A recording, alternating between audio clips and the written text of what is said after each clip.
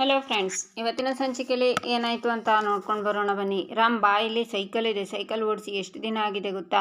ಸೈಕಲ್ನಲ್ಲಿ ಒಂದು ರೌಂಡ್ ಹೋಗಿ ಬರೋಣ ಅಂತಾಳೆ ಪ್ರೇಮ. ಬೇಡ ಪ್ರೇಮ, ಸೈಕಲ್ ಯಾರದ್ದೋ ಏನೋ, ತಗೊಂಡು ಹೋಗಿ ತೊಂದರೆ ಆದರೆ ಕಷ್ಟ, ಬೇಡ ಅಂತಾನೆ ರಾಮ್. ಏನು ಕಷ್ಟ? ಯಾರಾದರೂ ಕೇಳಿದರೆ ಹೀಗೆ ಒಂದು ಸುತ್ಕೊಂಡು ಬಂದ್ವಿ ಅಂತ ಹೇಳೋಣ, ಏನೂ ಆಗಲ್ಲ ಕಣೋ ಬಾ ಅಂತಾಳೆ ಪ್ರೇಮ. ಆದರೆ ನಾನು ಸೈಕಲ್ ತುಳಿತೀನಿ, ನೀನು ಹಿಂದೆ ಕೂತ್ಕೋಬೇಕು ಅಂತಾನೆ ರಾಮ್. ಡನ್ ಅಂತಾಳೆ ಪ್ರೇಮ. ಆಗ ರಾಮ್ ಸೈಕಲ್ ತುಳಿತಾನೆ, ಪ್ರೇಮ ಹಿಂದೆ ಕೂತ್ಕೋತಾಳೆ. ರಾಮ್ ಸೈಕಲ್ ತುಳಿಯೋದನ್ನು ಸ್ನೇಹ ಅಡ್ಡದಿಂದ ನಿಂತ್ಕೊಂಡು ನೋಡ್ತಿರ್ತಾಳೆ. ತೂಗು ಸೇತುವೆ ಮೇಲೆ ಸೈಕಲ್ನಲ್ಲಿ ಪ್ರೇಮನ ಕರ್ಕೊಂಡು ಬರ್ತಾನೆ ರಾಮ್. ಈಚೆ ಭರತ್, ನಿನ್ನೆ ತಾನೇ ನೀವು ಜೈಲಿಂದ ಬಂದಿದ್ದೀರಾ, ಮಹಾದೇವನು ನಿನ್ನೆಯಿಂದ ಕಾಣ್ತಿಲ್ಲ, ಅಂದರೆ ನನ್ನ ಮಕ್ಕಳ ಇದರಲ್ಲಿ ನಿಮ್ಮ ಕೈವಾಡ ಇರಲೇಬೇಕಲ್ವಾ? ಸತ್ಯ ಬೊಗಳ್ರೋ, ಎಲ್ಲರೂ ಆ ಮಹಾದೇವ ಅಂತಾನೆ. ಸರ್, ದೇವರಾಣೆಗೂ ನಮಗೇನೂ ಗೊತ್ತಿಲ್ಲ ಸರ್, ಅವನನ್ನು ಸಾಯಿಸಬೇಕು ಅಂತ ನಾವು ಕಾಯ್ತಿದ್ವಿ, ಆದರೆ ನಿನ್ನೆ ಸಂಜೆಯಿಂದ ಅವನು ನಮ್ಮ ಕಣ್ಣಿಗೆ ಕಾಣಿಸ್ಲೇ ಇಲ್ಲ, ಇದಕ್ಕೂ ನಮಗೂ ಯಾವ ಸಂಬಂಧನೂ ಇಲ್ಲ ಅಂತಾನೆ ಗರುಡ. ಹೌದು ಸರ್, ನಮ್ಮ ತಾಯಿ ಆಣೆಗೂ ನಾವು ನಿಜ ಹೇಳ್ತಿದ್ದೀವಿ, ನಾವು ನಿನ್ನೆ ರಾತ್ರಿ ಹಳ್ಳದ ಹತ್ರ ಮಲಗಿದ್ವಿ, ಅವನು ಯಾಕೆ ಬಂದಿಲ್ಲ, ಎಲ್ಲಿ ಹೋಗಿದ್ದಾನೆ ಅಂತ ನಮಗೆ ಗೊತ್ತಿಲ್ಲ ಸರ್ ಅಂತಾನೆ ಮಲ್ಲಿ. ಭರತ್, ಇವರೇ ಏನೋ ಮಾಡಿದ್ದಾರೆ ಭರತ್, ಇವರೇನೋ ಸುಳ್ಳು ಹೇಳ್ತಿದ್ದಾರೆ, ನನಗೆ ಇವ್ರ ಮಾತಿನ ಮೇಲೆ ನಂಬಿಕೆ ಇಲ್ಲ, ಮೊದಲು ಇವರನ್ನು ಅರೆಸ್ಟ್ ಮಾಡು ಅಂತಾಳೆ ಕಾವ್ಯ. ಏಯ್, ನಿನಗೆ ನಾವು ಹೇಗೆ ಹೇಳಬೇಕು, ಆ ಮಹಾದೇವನಿಗೆ ನಾವೇನು ಮಾಡಿಲ್ಲ ಅಂದರೆ ಅರ್ಥ ಆಗಲ್ವಾ ಅಂತಾನೆ ಗರುಡ. ಲೇ ಗರುಡ, ನಿನ್ನೆ ರಾತ್ರಿ ನೀವು ಆ ಮಹಾದೇವನ ಶಾ ಮಿಲ್ ಹತ್ರ ಹೋಗಿರಲಿಲ್ವಾ? ನನ್ನ ಹತ್ರ CCTV ಫುಟೇಜ್ ಇದೆ ಅಂತಾನೆ ಭರತ್. ಸರ್, ಫುಟೇಜ್ ಸಿಕ್ಕಿದ್ರೆ ನಿಮ್ಮ ಬೂಟ್ ಕಾಲಲ್ಲಿ ಹೊಡೀರಿ, ನಿಮ್ಮ ಗನ್ನಿಂದ ಶೂಟ್ ಮಾಡಿ ಸಾಯಿಸಿ, ನಮಗೇನು ಗೊತ್ತಿಲ್ಲ ಅಂತಾನೆ ಗರುಡ. ಕಾವ್ಯ, ಇವರು ಸತ್ಯ ಹೇಳ್ತಿದ್ದಾರೆ, ಇವರು ಮಹಾದೇವನ ಹತ್ರ ಹೋಗಿಲ್ಲ, ಅಕಸ್ಮಾತ್ ಹೋಗಿದ್ದಿದ್ರೆ ಈ ಟ್ರ್ಯಾಪ್ಗೆ ಸಿಕ್ಕಾಕೋಬೇಕಿತ್ತು, ಇವರು ಸತ್ಯನೇ ಹೇಳ್ತಿದ್ದಾರೆ ಅಂತಾನೆ ಭರತ್. ಇವ್ರುಗಳೇನೂ ಮಾಡಿಲ್ಲ ಅಂದರೆ ಮಹಾದೇವ ಇಡೀ ರಾತ್ರಿ ಮನೆಗೆ ಬಂದಿಲ್ಲ, ಅವನು ಎಲ್ಲಿಗೆ ಹೋಗೋಕ್ಕೆ ಸಾಧ್ಯ ಅಂತಾಳೆ ಕಾವ್ಯ. ನನಗೂ ಅದೇ ಗೊತ್ತಾಗ್ತಿಲ್ಲ ಕಾವ್ಯ, ಆದರೆ ನೀನು ಚಿಂತೆ ಮಾಡಬೇಡ, ಆ ಮಹಾದೇವನ ಹುಡ್ಕೋದಿಕ್ಕೆ ಇಡೀ ಡಿಸ್ಟ್ರಿಕ್ಟ್ಗೆ ಅವನ ಫೋಟೋನ ಸ್ಯಾಟಲೈಟ್ ಮಾಡಿಸ್ತೀನಿ, ಅವನನ್ನು ಹುಡ್ಕೋದಕ್ಕೆ ಒಂದು ತಂಡನೇ ರೆಡಿ ಮಾಡ್ತೀನಿ, ನೀನು ಟೆನ್ಷನ್ ಮಾಡ್ಕೋಬೇಡ. ಶ್ರೀಧರ್ ಅವರೇ, ನೀವು ಕಾವ್ಯನ ಕರ್ಕೊಂಡು ಮನೆಗೆ ಹೋಗಿ, ನಿಮಗೆ ಸಾಯಂಕಾಲದ ಅಷ್ಟರಲ್ಲಿ ಒಂದು ಗುಡ್ ನ್ಯೂಸ್ ಕೊಡ್ತೀನಿ, ಟ್ರಸ್ಟ್ ಮೀ, ನನ್ನ ನಂಬು ಕಾವ್ಯ ಅಂತಾನೆ ಭರತ್. ಕಾವ್ಯ ಅಷ್ಟೊಂದು ಹೇಳ್ತಿದ್ದಾನೆ, ನಡಿಯಮ್ಮ ಅಂತ ಶ್ರೀಧರ್ ಕಾವ್ಯನ ಕರ್ಕೊಂಡು ಹೋಗ್ತಾರೆ. ಆಗ ಭರತ್, ಲೇ ಕಾವ್ಯ ಮುಂದೆ ನಾಟಕ ಮಾಡಿರ್ಬೋದು, ಈಗ ನನ್ನ ಹತ್ರ ಸತ್ಯ ಹೇಳ್ರು, ಆ ಮಹಾದೇವನ ಮುಗಿಸ್ಬಿಟ್ರಾ, ಎಲ್ಲಿ ಹೂತು ಹಾಕಿದ್ದೀರಾ ಅವನ್ನ ಅಂತಾನೆ. ದೇವರಾಣೆ ಹೇಳ್ತೀವಿ ಸರ್, ಅವ್ನು ನಮ್ಮ ಕಣ್ಣಿಗೆ ಬೀಳಲಿಲ್ಲ, ನಮ್ಮ ಕಣ್ಣಿಗೆ ಬಿದ್ದರೆ ಅವನ್ನ ಸಾಯಿಸಬೇಕು ಅಂತ ನಮಗೂ ಇದೆ, ಆದರೆ ಅವನು ನಮ್ಮ ಕೈಗೆ ಸಿಗ್ತಾನೆ ಇಲ್ಲ ಅಂತಾನೆ ಗರುಡ. ನೀವು ಮಾಡಿಲ್ಲ ಅಂದರೆ ಮತ್ತೆ ಮಹಾದೇವನಿಗೆ ಸ್ಕೆಚ್ ಹಾಕಿದವ್ರು ಯಾರು? ಅವ್ನ ಫೋನ್ ಸ್ವಿಚ್ ಆಫ್ ಆಗಿದೆ, ಶಾ ಮಿಲ್ ಹತ್ರ ಮುಂದೆನೂ ಅವ್ನ ಕಾರ್ ನಿಂತಿಲ್ಲ, ಮಹಾದೇವ ರಾತ್ರಿ ಕಾಲ್ ಮಾಡಿಲ್ಲ, ಹೋದವನು ಮನೆಗೂ ಬಂದಿಲ್ಲ, ಅಂದರೆ ಎಲ್ಲಿ ಹೋದ ಅವನು, ಏನಾಯ್ತು ಅವನಿಗೆ ಅಂತ ಭರತ್ ಯೋಚನೆ ಮಾಡ್ತಾನೆ. ಈಚೆ ಪ್ರೇಮ ಮತ್ತು ರಾಮ್ ಬೆಟ್ಟದ ಮೇಲೆ ಬರ್ತಾರೆ. ವಾವ್ ರಾಮ್, ಈ ಜಾಗ ಎಷ್ಟು ಚೆನ್ನಾಗಿದೆ ಅಂತ ಕುಣಿತಾಳೆ ಪ್ರೇಮ. ನಿಧಾನವಾಗಿ ಅಂತಾನೆ ರಾಮ್. ರಾಮ್ ಅಂತ ಕೂಗ್ತಾಳೆ ಪ್ರೇಮ. ರಾಮ್, ಈ ಜಾಗ ಎಷ್ಟು ಚೆನ್ನಾಗಿದೆ ಅಂದರೆ ನನಗಂತೂ ತುಂಬ ಖುಷಿ ಆಗ್ತಿದೆ, ಮೊದಲು ಅತ್ತೆ ನನ್ನ ಇಲ್ಲಿವರೆಗೆ ಕಳಿಸಿದ್ದಕ್ಕೆ ಥ್ಯಾಂಕ್ಸ್ ಹೇಳಬೇಕು, ನೆಕ್ಸ್ಟ್ ಒಬ್ಬಳೇ ನಾನು ನಿನಗೋಸ್ಕರ ಇಲ್ಲಿ ತನಕ ಬಂದಿರೋದಕ್ಕೆ ಥ್ಯಾಂಕ್ಸ್ ಹೇಳಬೇಕು, ನೆಕ್ಸ್ಟ್ ನಾನು ಬಂದಿದ್ದಕ್ಕೆ ನೀನು ನನ್ನ ಬೈದೆ ವಾಪಸ್ ಕಳಿಸಿದ್ದೆ, ನನ್ನ ಈ ಜಾಗಕ್ಕೆ ಕರ್ಕೊಂಡು ಬಂದಿಯಲ್ಲ ಅದಕ್ಕೆ ದೊಡ್ಡ ಥ್ಯಾಂಕ್ಸ್ ಹೇಳಬೇಕು, ದೊಡ್ಡ ಥ್ಯಾಂಕ್ ಯು, ನನಗಂತೂ ಸ್ವರ್ಗ ನೋಡಿದ ಹಾಗೆ ಆಗ್ತಿದೆ ರಾಮ್ ಅಂತ ನಗ್ತಾಳೆ ಪ್ರೇಮ. ಸಾಕು ಬಿಡೆ, ಎಷ್ಟು ಅಂತ ಹೊಗಳ್ತೀಯ, ಬಾ ಹೋಗೋಣ ಅಂತಾನೆ ರಾಮ್. ರಾಮ್, ಅಲ್ಲಿ ನೋಡು ಹಣ್ಣಿದೆ, ಅದನ್ನು ತಿನ್ನೋಕ್ಕೆ ಸೂಪರಾಗಿರುತ್ತೆ ಅಂತಾಳೆ ಪ್ರೇಮ.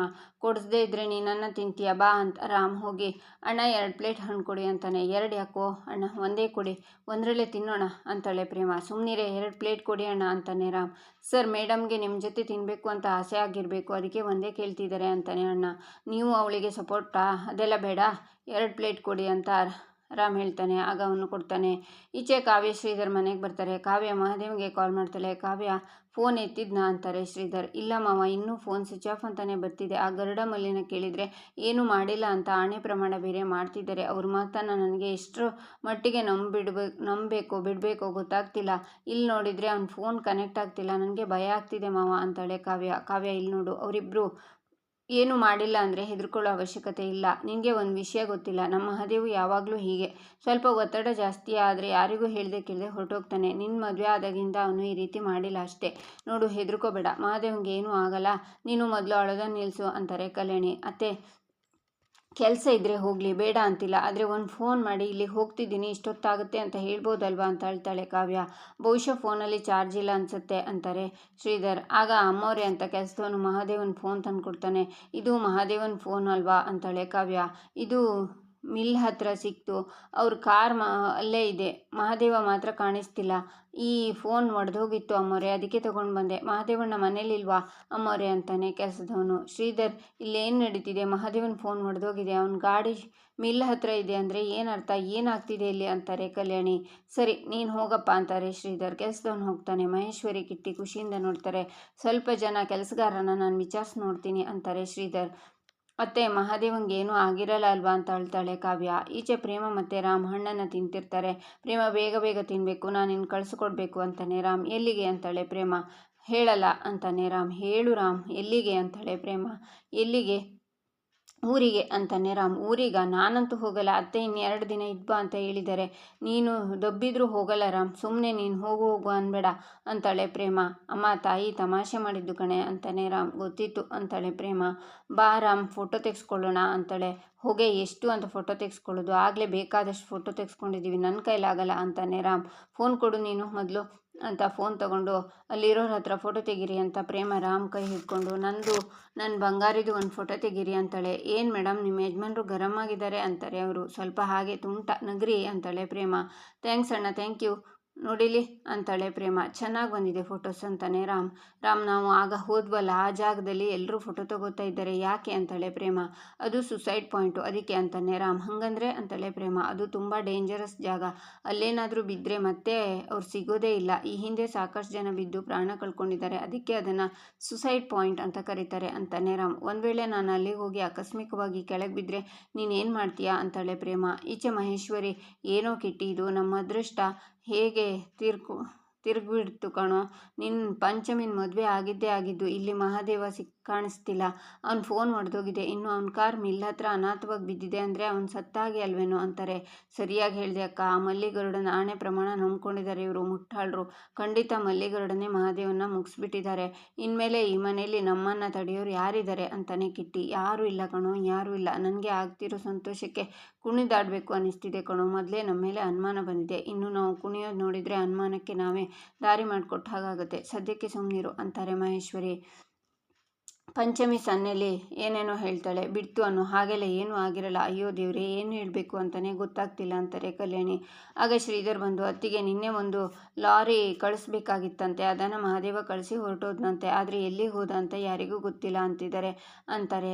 ಈಚೆ ಕಾವ್ಯ ದೇವ್ರ ಮುಂದೆ ಅಳ್ತಾ, ದೇವ್ರೆ, ಮಹಾದೇವ ಎಲ್ಲೇ ಇದ್ರೂ ಸರಿ, ಅವ್ನು ಕ್ಷೇಮವಾಗಿ ಮನೆಗೆ ವಾಪಸ್ ಬರಬೇಕು. ನಾನು ಅವನ್ನ ಹೊರಗಡೆ ಕರ್ಕೊಂಡು ಹೋಗು ಅಂದಿದ್ದು ತಪ್ಪು, ಒಪ್ಕೋತೀನಿ. ಆದರೆ ನನ್ನಿಂದ ಅವನಿಗೆ ಶಿಕ್ಷೆ ಆಗಬಾರ್ದು. ದೇವ್ರೆ, ಮಹಾದೇವಂಗೆ ಏನೂ ಆಗಬಾರ್ದು ಅಂತ ಬಿಕ್ಕಿ ಬಿಕ್ಕಿ ಅಳ್ತಾಳೆ. ನೀನು ಅಳಬೇಡಮ್ಮ, ನಾನು ಈಗಲೇ ಮಿಲ್ ಹತ್ರ ಹೋಗಿ ಅಲ್ಲಿ ಏನಾಗಿದೆ ಅಂತ ಖುದ್ದಾಗಿ ಹೋಗಿ ನೋಡ್ಕೊಂಡು ಬರ್ತೀನಿ. ಏನಾದರೂ ಸುಳಿವು ಸಿಕ್ಕಿದ್ರೂ ಸಿಗ್ಬೋದು. ನೋಡಮ್ಮ, ನೀನು ಗಾಬರಿ ಆಗೋಕ್ಕೆ ಹೋಗಬೇಡ ಅಂತಾರೆ ಶ್ರೀಧರ್. ಆಗ ಕಾವ್ಯ ಅಲ್ಲಿಂದ ಓಡೋಗ್ತಾಳೆ.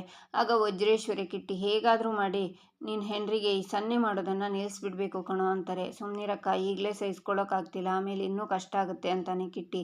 ನಡಿ ಅಂತ ಮಹೇಶ್ವರಿ ಕಿಟ್ಟಿ ಜೊತೆ ಹೋಗ್ತಾರೆ. ಆಗ ಮಹಾದೇವ ಮನೆ ಒಳಗಡೆ ಬರ್ತಾರೆ.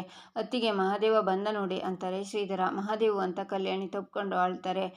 ಮಹೇಶ್ವರಿ ಕಿಟ್ಟಿ ಶಾಕ್ನಿಂದ ನೋಡ್ತಾರೆ. ಲೋ ಕಿಟ್ಟಿ, ಏನೋ ಇದು? ಆ ದೇವರು ಆಸೆ ತೋರಿಸಿ ನಿರಾಸೆ ಮಾಡಿಬಿಟ್ನಲ್ಲೋ. ರಾತ್ರೋರಾತ್ರಿ ಅನಾಥ ಹೆಣ ಆದ, ಇಡೀ ಆಸ್ತಿಯೆಲ್ಲ ನಮ್ದಾಗುತ್ತೆ ಅಂತ ಅಂದ್ಕೊಂಡ್ರೆ ಸಮಾಧಿಯಿಂದ ಎದ್ದು ಬಂದಿದ್ದಾನಲ್ಲೋ ಅಂತಾರೆ ಮಹೇಶ್ವರಿ. ಆಗ ಕಾವ್ಯ ಓಡಿ ಬಂದು ಮಹಾದೇವನ ಕೊಲಾರ್ ಪಟ್ಟಿನ ಹಿಡ್ಕೊಂಡು, ಮಹಾದೇವ, ಎಲ್ಲಿ ಹೋಗಿದ್ದೆ ನೀನು?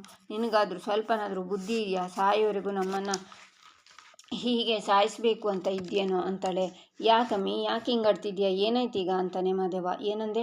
ಯಾಕೆ ಹಿಂಗೆ ಆಡ್ತಿದ್ಯಾ? ಮಾತಾಡು ಮಹಾದೇವ. ನೀನು ಹೋಗಿದ್ದೆ ಯಾವಾಗ, ಬಂದಿದ್ದೆ ಯಾವಾಗ? ಮನೆಗೆ ಒಂದು ಕಾಲ್ ಮಾಡಿ ಎಲ್ಲಿದ್ದೀನಿ, ಏನು ಮಾಡ್ತಿದ್ದೀನಿ ಅಂತ ಹೇಳಬೇಕು ಅನ್ನೋ ಕಾಮನ್ ಸೆನ್ಸ್ ಇಲ್ವಾ ಅಂತ ಅಳ್ತಾಳೆ ಕಾವ್ಯ. ಅಮ್ಮಿ, ಮೊದಲು ಕುತ್ತಿಗೆ ಪಟ್ಟಿ ಬಿಡು, ಅಮ್ಮ ನೋಡ್ತಾರೆ, ನನ್ನ ಮರ್ಯಾದೆ ಕಳಿಬೇಡ ಅಂತಾನೆ ಮಹಾದೇವ. ಆಗ ಕಾವ್ಯ ಕಾಲರ್ ಪಟ್ಟಿನ ಬಿಡ್ತಾಳೆ. ಕಾವ್ಯ, ಏನಮ್ಮ ಇದು? ನೀನು ಬರೀ ಬಾಯಿ ಮಾತಲ್ಲಿ ಕೇಳ್ತಿದ್ಯಾ? 2 ಬಾರ್ಸು ಈ ನನ್ನ ಮಗಂಗೆ. ಬರೀ ದೇಹ ಬೆಳೆದಿದೆ ಅಷ್ಟೇ, ತಲೆಯಲ್ಲಿ ಅರ್ಧ ಗ್ಯಾಪ್ ಅಷ್ಟು ಬುದ್ಧಿ ಇಲ್ಲ. ಆ ಮಹಾದೇವು ನಿನಗೆ ಏನಾಯಿತು ಅಂತ ನಾವು ನಮ್ಮ ಪ್ರಾಣನ ಬಿಗಿ ಹಿಡ್ಕೊಂಡು ಕಾಯ್ತಿದ್ವಿ ಗೊತ್ತಾ ಅಂತಾರೆ ಕಲ್ಯಾಣಿ. ಆಗ ಪಂಚಮಿ ಕಾರ್ ಮಿಲ್ ಹತ್ರ ಇತ್ತು.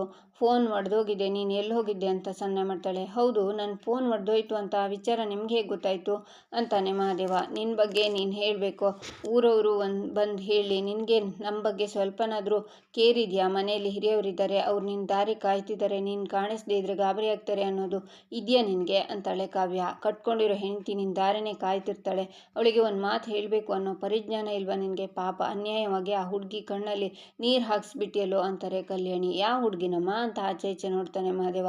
ಯಾವ ಹುಡುಗಿ ಅಂತ ಬೇರೆ ಕೇಳ್ತಿದ್ದಾನೆ. ನೋಡಿ ಅತ್ತೆ, ಇವನು ಮೊದಲು ನೀನು ಎಲ್ಲಿ ಹೋಗಿದೆ ಅಂತ ಹೇಳು ಅಂತಾಳೆ ಕಾವ್ಯ. ನನಗೂ ಸ್ವಲ್ಪ ಉಸಿರಾಡೋಕೆ ಬಿಡಿ ಅಂತಾನೆ ಮಹಾದೇವ. ಏನೋ ಬಿಡೋದು, ಆ ಹುಡುಗಿ ಹತ್ತು ಸುಸ್ತಾಗಿದ್ದಾಳೆ ಅಂತಾರೆ ಕಲ್ಯಾಣಿ.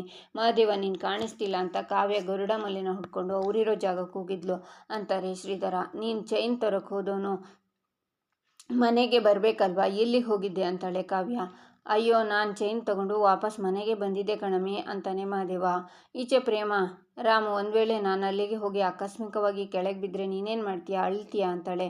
ನಾನು ಸಿಕ್ಕಾಪಟ್ಟೆ ಖುಷಿ ಪಡ್ತೀನಿ. ನೀನು ಹೊರಿಸಿರೋ ಕಾಟ, ನೀನು ಹೊರಿಸಿರೋ ಆರೋಪ ಎಲ್ಲ ನಿನ್ನ ಜೊತೆನೇ ಹೋಗುತ್ತಲ್ಲ, ನಾನು ಆಮೇಲೆ ಆರಾಮಾಗಿರ್ಬೋದು ಅಂತಾನೆ ರಾಮ್. ಅಂದರೆ ನಾನು ನಿನ್ನ ಜೀವನದಿಂದ ದೂರ ಹೋದರೆ ನೀನು ನಿಜವಾಗ್ಲೂ ಖುಷಿಯಾಗಿರ್ತೀಯ ರಾಮ್? ಅಷ್ಟೊಂದು ದ್ವೇಷನ ನನ್ನ ಮೇಲೆ? ಸರಿ, ನಾನು ಈಗಲೇ ಹೋಗಿ ಅಲ್ಲಿಂದ ಜಿಗಿತೀನಿ ಅಂತಾಳೆ ಪ್ರೇಮ. ಜಿಗಿತೀಯಾ? ಹೋಗಿ ಜಿಗಿ ನೋಡೋಣ. ನನಗೆ ಗೊತ್ತು ಕಣೆ, ನಿನಗೆ ಅಷ್ಟೊಂದು ಧೈರ್ಯ ಎಲ್ಲ ಇಲ್ಲ ಅಂತ. ಸಾಕು ಮಾಡು ನಿನ್ನ ಡ್ರಾಮನ ಅಂತಾನೆ ರಾಮ್. ನೋಡ್ತೀಯ ಈಗ ನಾನು ಜಿಗಿತೀನಿ ಅಂತಾಳೆ ಪ್ರೇಮ. ನಿನ್ನ ಕೈಲಿ ಆಗಲ್ಲ ಬಿಡೆ ಅಂತಾನೆ ರಾಮ್. ನನ್ನ ಕೈಲಿ ಬೆಟ್ ಕಟ್ಬೇಡ ಅಂತಾಳೆ ಪ್ರೇಮ. ನಿನ್ನ ನಾನು ನೋಡಿದ್ದೀನಿ, ಹೋಗು ಜಿಗಿ ಹೋಗು ಅಂತಾನೆ ರಾಮ್. ಈ ಪ್ರೇಮ ಏನು ಅಂತ ತೋರಿಸ್ತೀನಿ ಅಂತ ಪ್ರೇಮ ಹೋಗಿ ಬೆಟ್ಟದ ತುದಿಯಲ್ಲಿ ನಿಂತ್ಕೋತಾಳೆ. ಭಯದಿಂದ ನೋಡ್ತಿರ್ತಾಳೆ ಪ್ರೇಮ. ಆಗ ರಾಮ್ ಪ್ರೇಮ ಅಂತ ಕರೀತಾನೆ. ಸ್ನೇಹ ಪ್ರೇಮನ ಹಿಂದಿನಿಂದ ಬಂದು ಪ್ರೇಮನ ಕೆಳಗಡೆ ತಳ್ಳೇ ಬಿಡ್ತಾಳೆ. ರಾಮ್ ಪ್ರೇಮ ಅಂತ ಕೂಗ್ತಾ ಓಡಿ ಬರ್ತಾನೆ. ಇಲ್ಲಿಗೆ ಈ ಸಂಚಿಕೆ ಮುಕ್ತಾಯವಾಗುತ್ತೆ. ಮುಂದಿನ ಸಂಚಿಕೆಗಾಗಿ ನಮ್ಮ ಚಾನಲನ್ನು ನೋಡಿ, ಸಬ್ಸ್ಕ್ರೈಬ್ ಮಾಡಿ, ಲೈಕ್ ಮಾಡಿ, ಸಪೋರ್ಟ್ ಮಾಡೋದನ್ನು ಮರಿಬೇಡಿ.